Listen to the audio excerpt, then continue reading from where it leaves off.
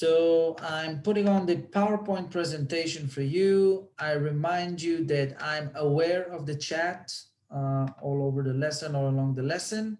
So if you have questions, please feel free to stop me and ask questions. And that's it. Unless anyone has a question, we can start the lesson. Okay, so first of all, the radar. Hi, welcome back, Philip. Welcome back. I hope you enjoyed yourself. And marvelous pictures you sent me. Very nice pictures. Thank you for that. So the radar is an instrument that doesn't exist in all yachts. It is very common in bigger ships, okay? Actually, you have to have a radar in a certain size of a boat. In Israel, every ship above 100 tons has to have a radar, okay?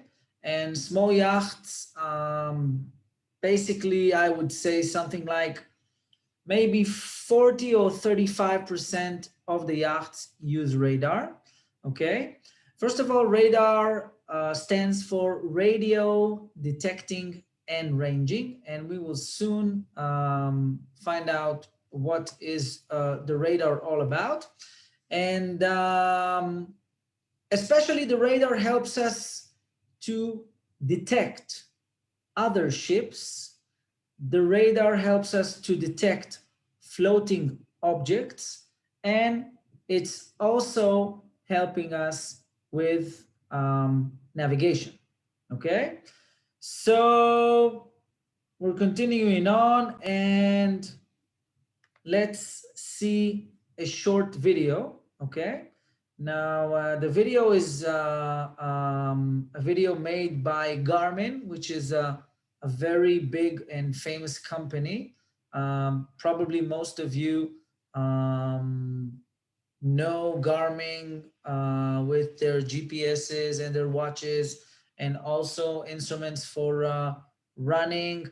But also it's a big company that does a lot of instruments for yachts. Some of our yachts are installed with the Garmin family instruments.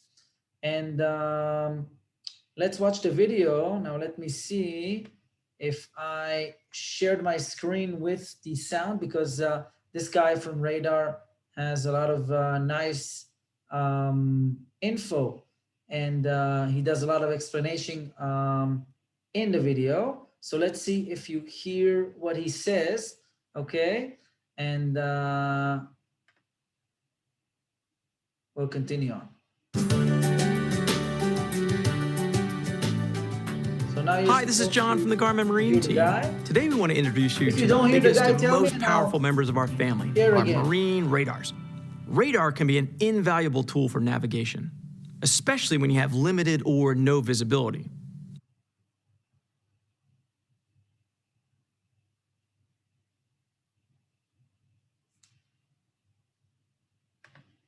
So did you hear the guy speaking? So can I continue, or I have to share it again?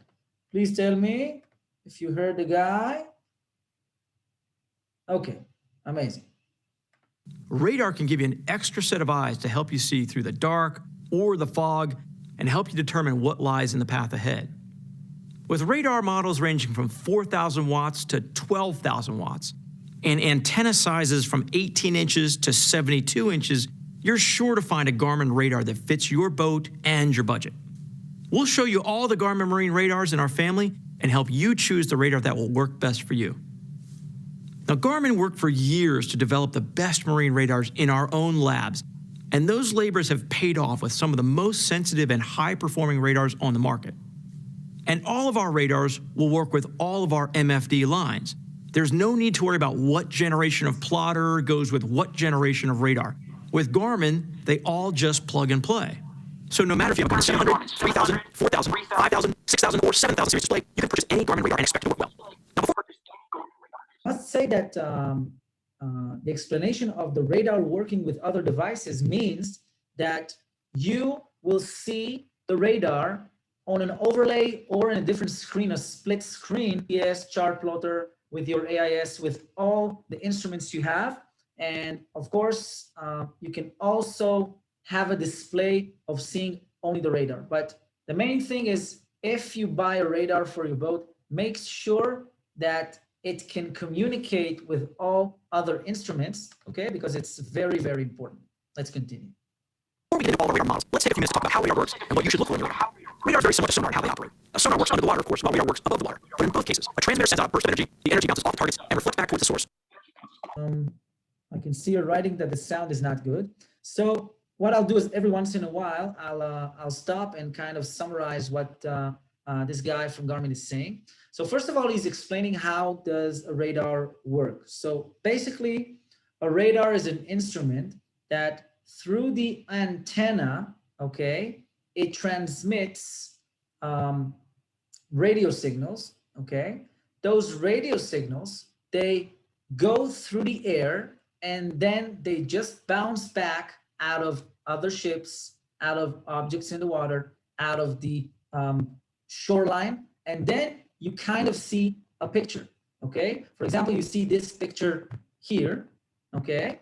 And while you're actually watching the radar, you can actually see the beam going around 360 degrees and transmitting all around you. Now, when you see in this case, red, or it could be other colors, okay? When you see an object, that means that something, okay, bounced back from the sea, that this is supposed to be a target on the radar, okay? Also, this here would be a target on the radar, okay?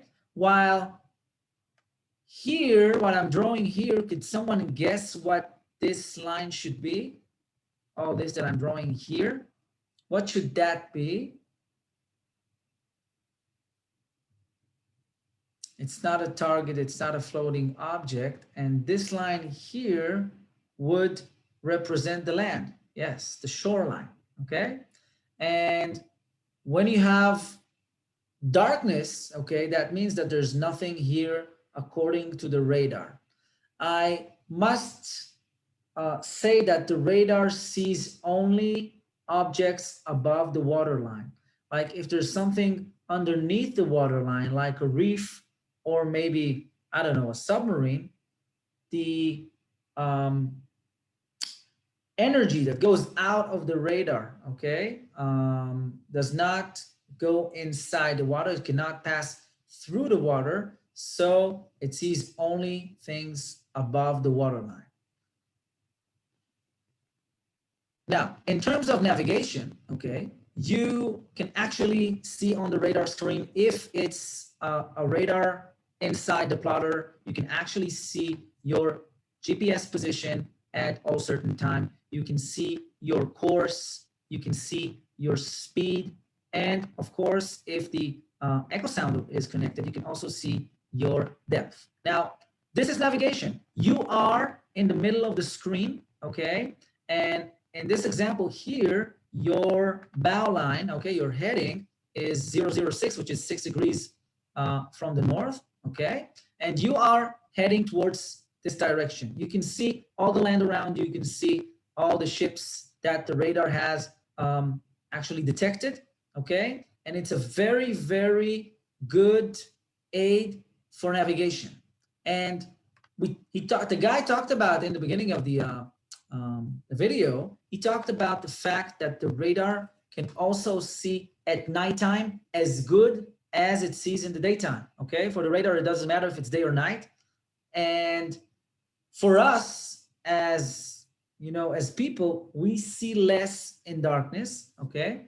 Another thing is if you have poor visibility, like if you have fog, if you have rain, the radar would still be able to see better than your eyes. So the radar is a very good instrument for poor visibility. Now, of course, the radar has a range, and it can see only up to the horizon, because at certain height, it could see for a certain distance. Now, what you see here now, you can actually see the radar with an overlay display. You can see the radar with an overlay to a map, and then you can do a correlation between what the radar sees, for example, buoys that you see on the map, and then you see something which is exactly in the same position of the buoy in the radar. You assume that this is the buoy, which is at sea, and it's not a small island. You should assume that it's a vessel or a yacht in your area. And this is the overlay display, which is very, very nice. Radar's antennas, you can see there are different types, okay? Different sizes. Here inside this antenna here, okay, you have actually a small antenna that looks like the big one, but it's kind of inside a box, okay, this box, which is actually a box that allows the radar signals to go out and in, and it only protects the radar of bigger yachts and ships, okay? And this is something you'll probably see in bigger yachts. In our scale of yacht, let's say 40, 50 feet, you will see radars which are basically like this. Okay, let's see what else. Now, you can see here, for example, what I told you about the box that the radar is inside. Okay, you can see that this is the antenna that turns 360 degrees. Now, people are asking about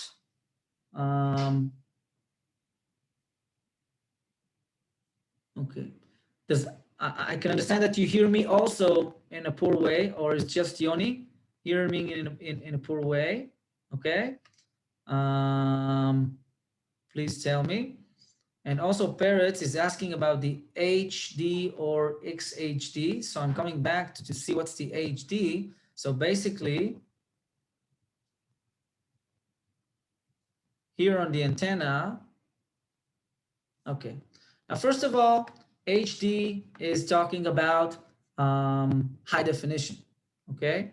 And you know it by your TV screen and everything. Now, the X here is actually the frequency of the radar, okay? This is called X band, okay? Now, X band means that there's a certain frequency, okay, which the radar transmits on. And the frequency is 9 gigahertz, okay? The frequency is 9 gigahertz, and this is the frequency that the radar is transmitting on, okay? So this answers Parrots about the X, which is the frequency, and also the HD, okay? Great. What else? We stopped here. I showed you the antenna inside. And now let me see if something else is interesting. Okay, this is the fact we talked about the radar able to see in a certain distance from a certain height. It means that as long as your radar antenna is higher, okay, you can actually see for greater distance. This is why in yachts, usually, okay, the radar's antenna is kind of in the middle of the mast, okay? Or sometimes you have an oriented mast only for the radar in the back. Usually this mast is kind of shorter than in the middle of the mast. Okay, so let's continue. So basically, the radar can detect every object on the surface of the sea, not beneath it. It can detect the shoreline. It can also detect rain, clouds, and has a reflection from the waves, okay? That means that if it's rainy, okay, and you have many clouds, maybe you won't see as good as you can see normally in the radar. The radar can also detect airplanes and helicopters. Well, basically everything that goes into the ray of the transmission of the radar will see. Now, some materials would reflect better than others. For example, a boat made of steel would be reflecting a lot better than a boat made of wood.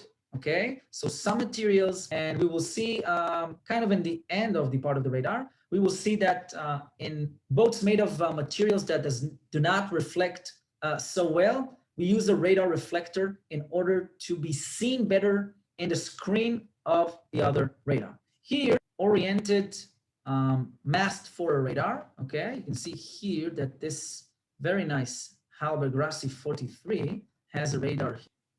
And disadvantage.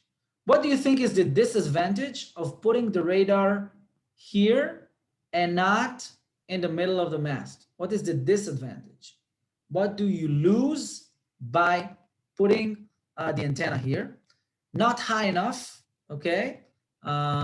Interference from the mast, very nice pellets, okay? Because if you put the antenna higher, you should expect to see in greater distance. Now, what Paris is saying is also important. Now, they put the radar here behind the mast. That means that every time the ray of the radar, okay, will see the mast, you will see like a black line you could not see, which is exactly on your bow, okay? Very nice, Parrots. And here on this picture, the next one here, you can see a radar which is actually in the middle of the mast in a very big ship. Now, this radar here, the mast, okay, will be in its way, but behind us, not in front of us. Now, this radar here is a lot higher, which means it will see to greater distance. But still, what is the advantage of radar putting lower on a different mast like here than putting the radar here in the middle of the mast? What's the advantage to this situation? Maintenance, exactly. When you need to fix it, when you need to maintain it, it's easier to get to this radar than to climb to the mast to that radar, okay? Radar's energy is bad to your health. So basically it means that here, the radar is cooking you a lot more than here, okay? And Jonathan, this is a very, very relative point that the radar is actually cooking you. I must say that when I sail in a yacht with a radar, I only use it at night. I don't feel that at daytime, okay, in most of the places, I need radar, okay, but at nighttime, it's actually in poor visibility. Okay. Now, one more thing, the radar, okay, yeah, not more than a microwave, but also microwave is not bad, not good for your health. Another thing that the radar can actually help us detect is what we learned about in seamanship, which is danger of collision. Now, this is a video that you can actually see a radar screen detecting a target which is in a collision course towards us. And basically, okay, it looks like this.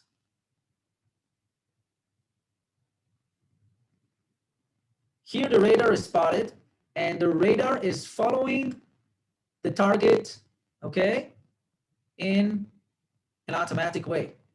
And then the target is coming closer to us. You can see the range rings, okay? You can actually see that at T1, at time number 1, the target was here, and then it's coming closer to the middle of the screen, and the target is getting closer to us. Now, it's not only getting closer to us, okay?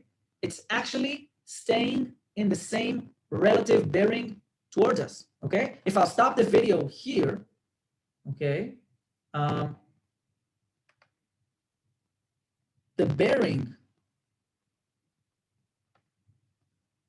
to the target is around 0.53 degrees. And also the range here is getting shorter and shorter, okay? here, 053, more or less, and then 8 miles, 7 miles. But I have a question now. Is that target sailing towards me? What do you think? Is that target sailing towards me according to the radar?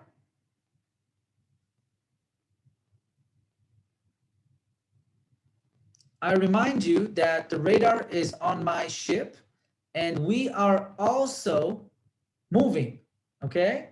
Now, that means that what you see on the radar is a relative motion, which means that this target here is not actually sailing towards us, okay? Now, I'm sailing to this direction, okay?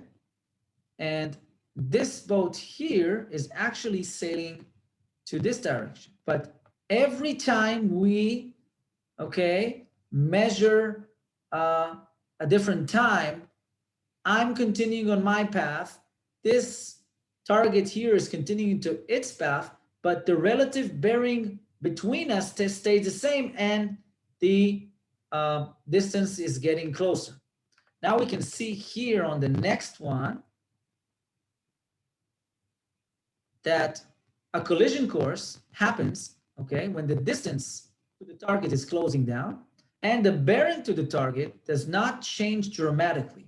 Now, the situation is like this. I see the other target, okay? This is my course, and this is the relative bearing, okay, towards the other boat, the target. And then I continue, and the other boat continues, and the angle still stays the same. Now, on my radar, I'm always in the middle. So I see the target on the same direction, okay, but in shorter distance, and that means I have a danger of collision. So the radar is actually a very good instrument to determine danger of collision. Now let's talk about main functions on the radar. Let me read Philip's question. Modern AI systems give vectors and check collision courses better. Well, actually, Philip, today, I think that the AIS that we didn't talk about yet is actually a better device than a radar regarding other ships. Now, there are two main problems about the AIS, okay? First of all, not every ship has an AIS, okay? So I do not see 100% of the ships around me.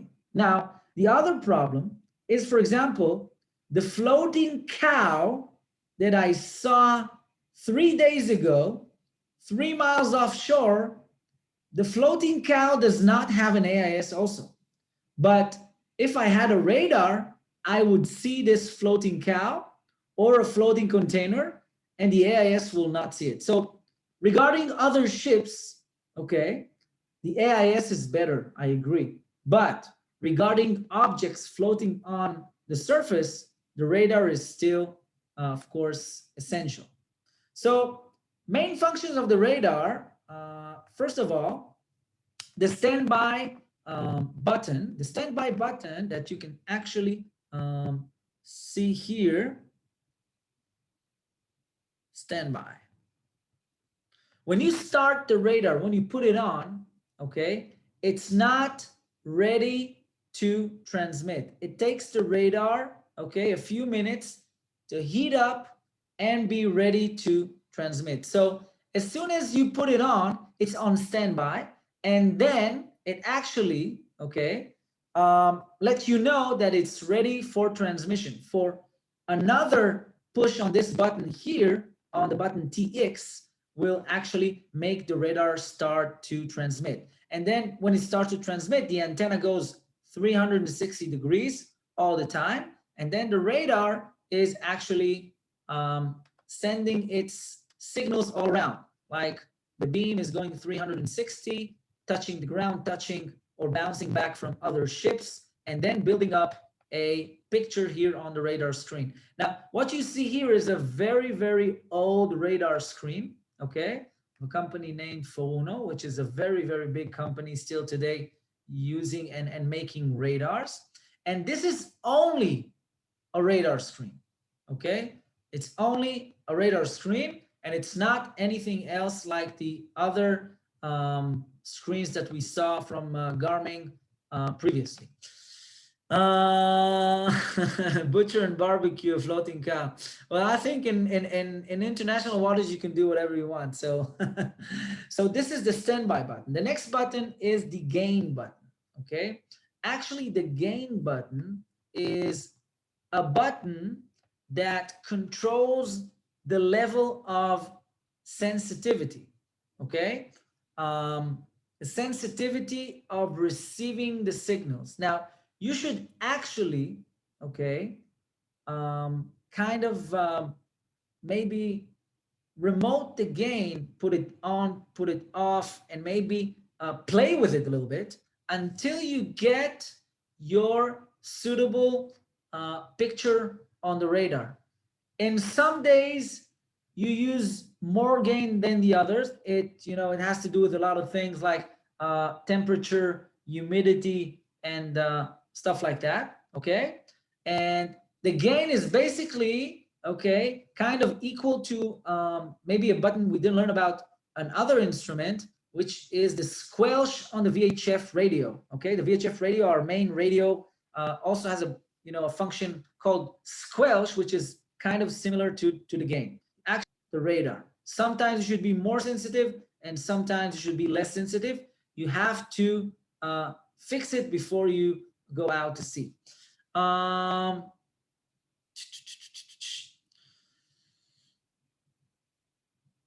Okay. Next button is the anti-clutter rain. Well, basically you have two clutters. One is the anti-clutter C and one is the anti-clutter rain, which means the rain, if it's raining around me, actually the teardrops that fall out of the sky should actually reflect on the radar. Okay, so the radar transmits it's coming out of the sky, the rain, and then it comes back. Now, when you fix the anti-clutter rain, you actually kind of filter rain. You can actually see a very big block here on the radar. Okay, kind of something which will block your sight in this area here. But when it will kind of maybe detect what reflection is the rain and what is not, and then you can filter the rain. The same thing happens with anti-clutter C, which is the next button. Basically, when the C is flat, like this. So if this is my radar,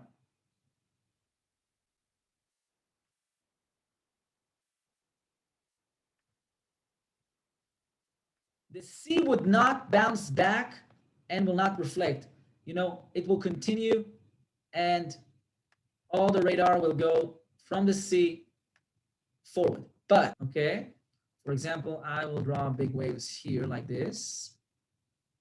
The waves can actually reflect back to the radar. Now, kind of learn what is the reflection coming out of the sea, and then, you could filter the reflection coming out of the sea. Now, what is the main problems in those two filters is that while filtering the sea and the rain, you can actually, in mistake, filter targets. You can actually filter targets that you have at sea because the radar will think from the sea.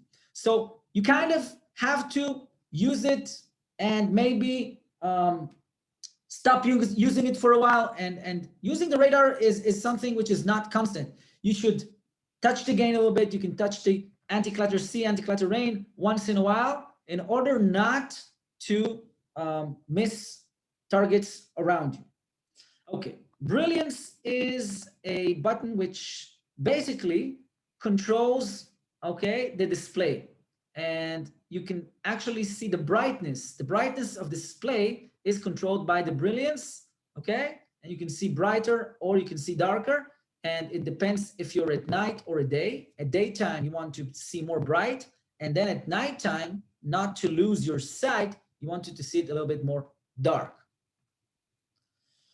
Range. So basically, when you control the range, you can control actually the distance from the middle of the radar to the end of the scale, okay?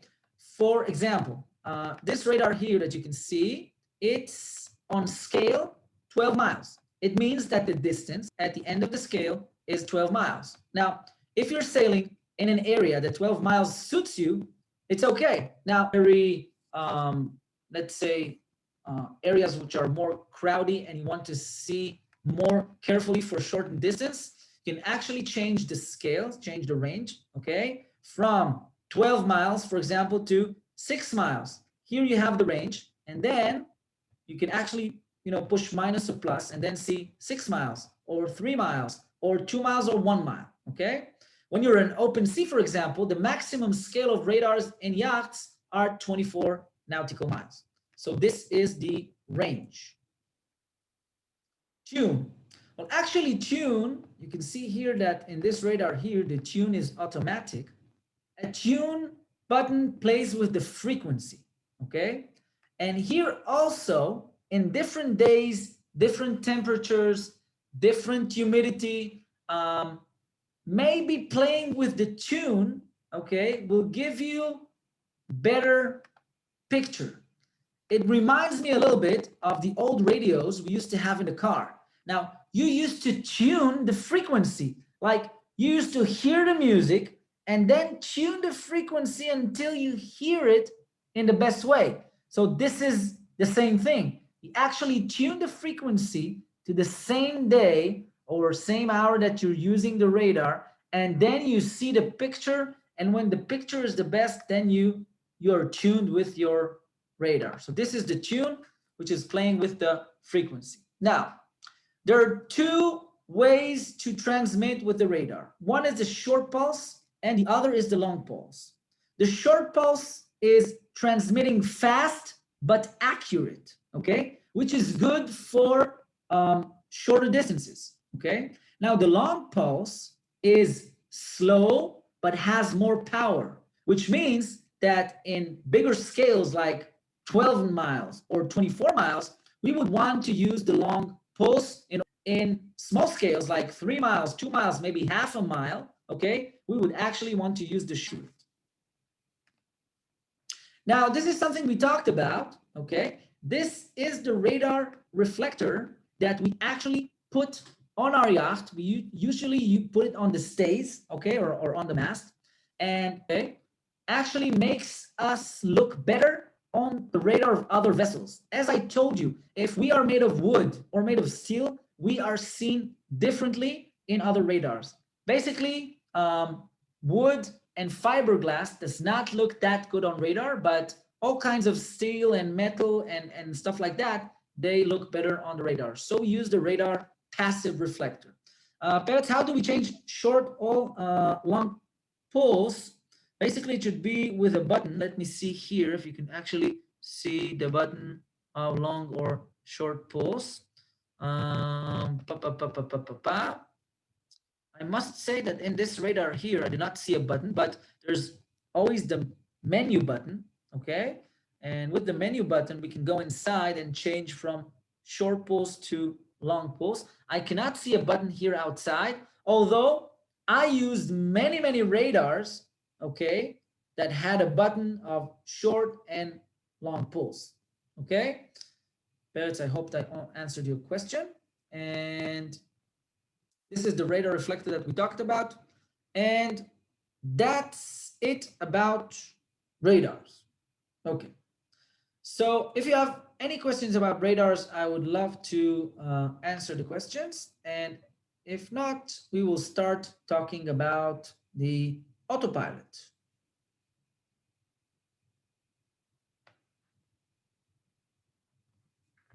Okay. So what we see here is an autopilot, which is a very special autopilot because you won't see it a lot. It's an autopilot for tillers, okay? You can see actually that this is a boat controlled by a tiller, okay? And also tillers have autopilot that can actually help you remain or keep the same course. The idea of autopilot is to drive the boat on the same direction, the same course automatically, and then the sailor, especially if he's single-handed, okay, can do other things while the boat is running on the same course. Now, this is the basic structure of any autopilot. So first of all, we have the wheel, okay, which we actually use when we steer the boat. It's the same wheel that the autopilot is connected to, okay? Now, the wheel has a connection, okay, with a cable and a steering unit, which is controlled by a control unit, okay? The control unit could actually, okay, tell the steering unit to steer left or right. Now, in the beginning of all this, we must have a GPS or electric compass, which would have to tell us what course we are sailing to, okay? We have to have an electric device that will tell us what course we are going to, okay? And then the hand programmer, okay, is used by the sailor, okay? The sailor actually programs a course. For example, and I'm going towards course 010, and I want to program the autopilot to go to 010 and keep the same course, 010. Then the control unit will actually take measurements from the electric compass or GPS, whichever is connected, okay, to the control unit, and then see if we are going right from the course that we programmed, okay? For example, we're not at 010, we are now at 015. It will control and tell the steering unit to go a little bit left. And then it will continue to take measurements. And if we are at 010, it will tell the steering unit to put the wheel back, okay, and go straight. And then if we go a little bit left, for example, to 005, it will tell the steering unit to go right. So the control unit is actually telling the steering unit which way to go in order to keep the same course that we programmed in the beginning. Now, there's also an option, okay, to keep a course not according to a course, but according to an angle to the wind.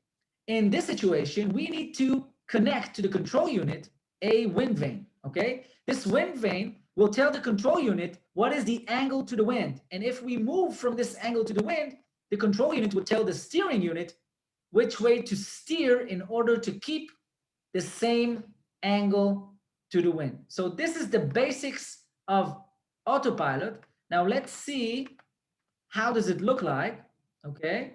You can actually see here the steering wheel, okay? And then it's connected to the rudder itself, okay, with an autopilot drive and a tiller lever and an autopilot drag link. This is how it looks inside the boat. What you see here is actually the cable, which is connected later on to the wheel. Here you can see the axis of the rudder blade, okay, which goes all the way down inside the water and controls the rudder, okay? And here you can see a cable coming out of the control unit and telling the rudder where to go, left or right, according to the course. Now, this is a typical autopilot programmer. Basically, what you see here is you see that we are now in an autopilot situation. Now, in some cases, we would want to put the autopilot, okay, into standby and to drive the boat by ourselves. For example, in taking a boat to inside the port or a pier, okay? We do it manually. So we actually push the standby button, and then instead of auto, it will say standby. But in open sea, if we are now with our heading towards our destination and we want to use the autopilot. So we actually push auto, okay? And then it says auto and it keeps the last course, okay, that we were on. And then if you want to actually go left or right, in this autopilot here, you turn this little button here. When you turn it right, then the course will change 065, 066, and whatever. If you turn it left, it will go left 063, 062, and whatever. Okay? Now, if the rudder blade will go left or right because we're turning, you will see here what is the angle of the rudder. For example, 10 degrees, the rudder went left, or 20, or the maximum, which is 30 degrees, or the other way to the right. Now, in our days, like Philip said, intelligent autopilots can do a lot of things. For example, we can actually use our chart plotter, okay, to determine a destination point, okay, and then engage the autopilot from the chart plotter in order for us to go to that same point. So we can actually start, okay, the thing from the chart plotter, from the destination, use the function go to, and then we engage the autopilot, and then the autopilot goes directly to the point that we are aiming to. I remind you that the autopilot, okay, does not, okay, adjust your sails.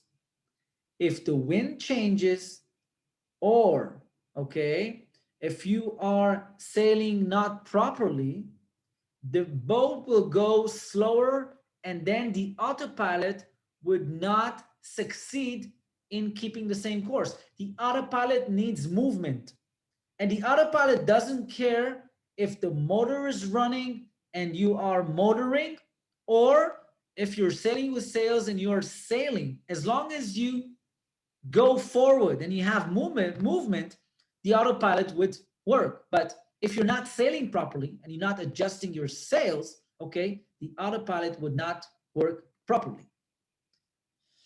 Um, well, I think the only disadvantage, the main, not only, the main disadvantage of the autopilot, okay, has to do with this picture of these two ships here. Could someone tell me what is the main disadvantage of the autopilot? What do you think? Not being aware enough. That's exactly the case, okay? The autopilot makes us less aware, poor attention, okay?